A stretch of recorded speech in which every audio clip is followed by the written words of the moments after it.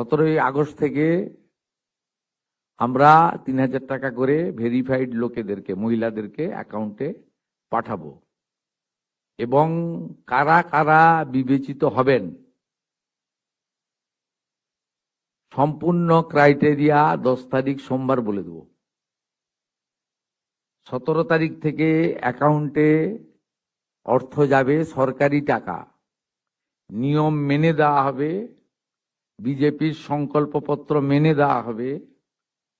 একটা স্কিম তৈরি করতে গেলে, দিতে গেলে যে ফাইন্যান্সিয়াল মিনিমাম ডিসিপ্লিন লাগে সেটা রেখেই দেওয়া হবে। 25 থেকে 60 বছর বয়সী লোকেদের দেওয়া হবে।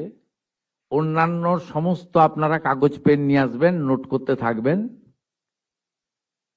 আমি এবং সংশ্লিষ্ট মন্ত্রী, অর্থ সচিবকে রেখে বলে দেব 17 তারিখ থেকে অ্যাকাউন্টে টাকা ট্রান্সফার হবে।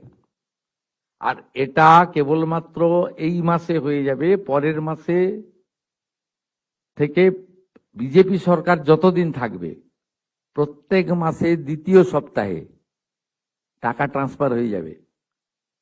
অতএব এটা নিয়ে বিভ্রান্ত হওয়ার কিছু নেই।